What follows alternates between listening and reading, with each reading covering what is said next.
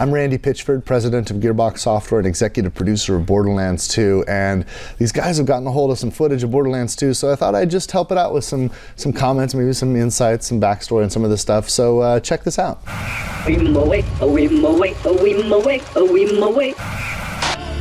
Vault hunters are great and everything, but one person can't turn the tide of a war. We're inside the town of Sanctuary, which has become sort of a rebel town in Borderlands 2. You see the citizens here are free and they are helping overthrow Handsome Jack, the evil CEO of Hyperion Corporation. He's kind of become a bit of a dictator. He's a dick, he's a tyrant, and these guys really need to get rid of him. You led that Claptrap here, but that I will never forgive you.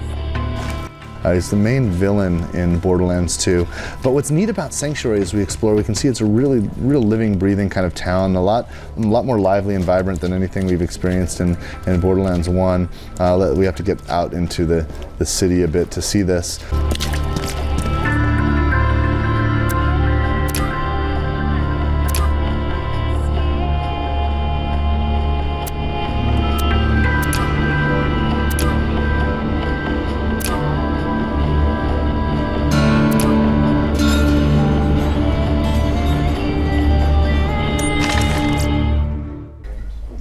You know, in Borderlands 1, a lot of the missions came from NPCs that were just sort of static models. You'll notice in Borderlands 2, we have characters that are more alive, things are happening in the towns. I'm starving! I want to eat your babies! Son, this might sting a bit. Remember Dr.Zed? He was one of the first townsmen we met in Borderlands 1. He was in Firestone. You helped me reach Sanctuary, minion, and for that, you deserve a reward. I have a secret stash hidden very, very far away from where I currently am. In order to find it, you will have to perform a series of devious challenges. First, collect a few brown rocks for me. Then, defeat a badass skag. Then, pilfer the lost staff of Mount Schuler. Then, you shall bring me the head of the Destroyer of Worlds. And then, you shall dance for my enjoyment. I love the animation with Claptrap. You guys kill it. Such a great animation team at Gearbox. So proud of these guys. Let me know when you're done with that job. Cool, we can move further into Sanctuary. You know, you can spend as much or as little time as you'd like in the towns like this, but it's kind of neat to explore and to meet the characters, and you know, you feel it's a richer RPG side of the game. Even Moxxi's got a place here.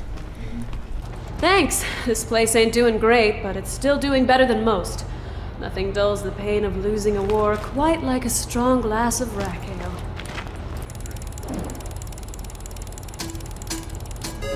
Time!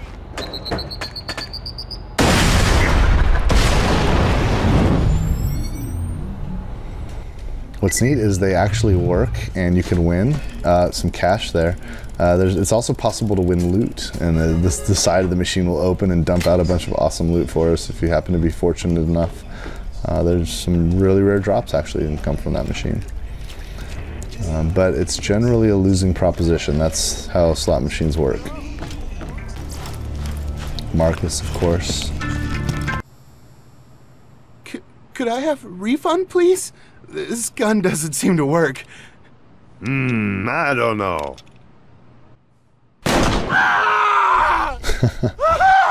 Looks like it works to me. Marcus will always find a way to make money from anyone on the planet, good, bad, otherwise. Hey, Hey, Vault! It's kind of fun to have some of these familiar faces come back in Borderlands 2, especially when we consider that Borderlands 2 is all new, and there's so many new characters, new NPCs, and new situations and experiences to go through.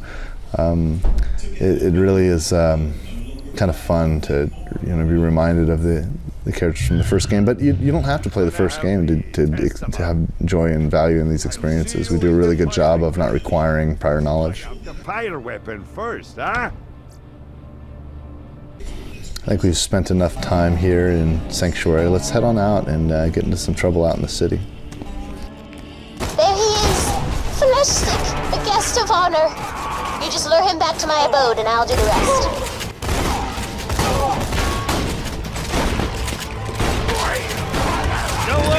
Don't tell anyone.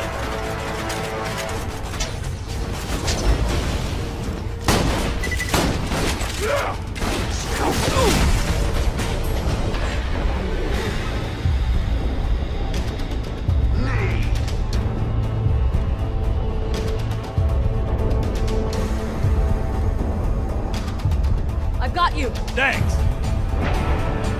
On the move! Don't stop shooting! Also, you'll notice we're playing co-op. Martin here is joining us. You can see Martin running around every once in a while. Martin is one of our programmers.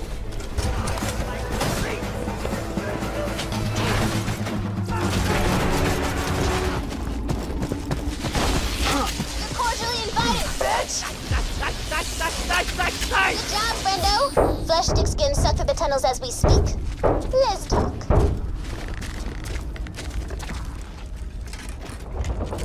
Time for the party! You're gonna be the waiter. Get Mr. Sparks over there to bring in Mr. Flesh Stick. I bet your mommy and daddy screamed. When you're ready to start the party, please smack Mr. Flesh Stick in his bitch face.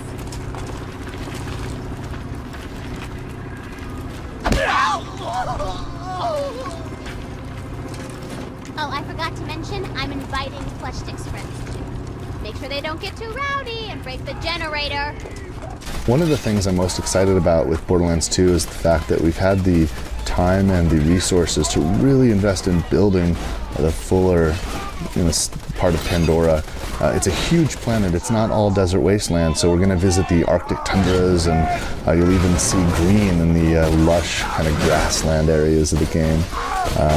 There's the kind of ragtag town of Sanctuary, but there's also really clean, high-tech cities like Hyperion City of Opportunity, and there's a lot of diversity, more variety than you ever would have imagined from having played Borderlands 1.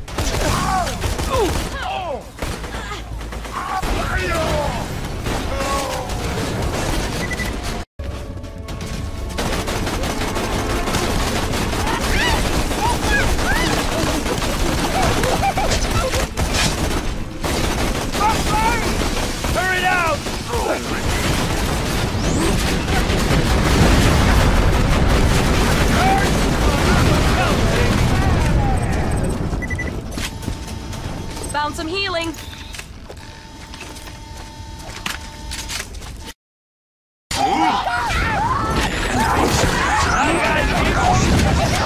Let's discuss current affairs. Let me go! Let me go! Let me go! That's hardly appropriate tea party conversation. Mr. Sparks?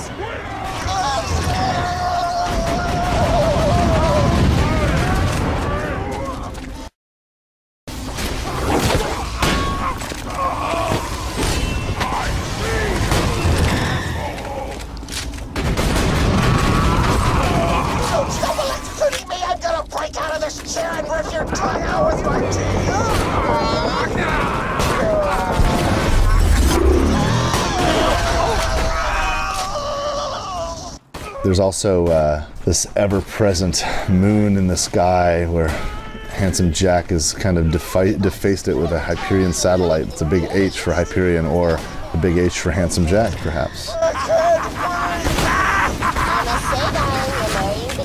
Elemental weapons are a joy to use. You know, this fire pistol can just light enemies on fire, ignite them in flames, and it's kind of fun just to burn them to bits, especially some of these nasty critters that run around.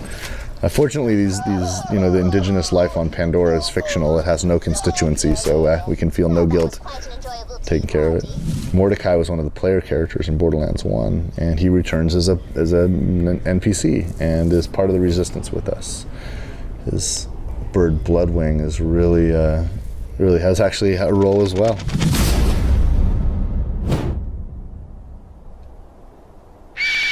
So loud, so angry. So dead. All around the stack, this plant, the stalker chased a bandit. The stalker thought 'twas all in fun. Ha! Goes the bandit. stand it.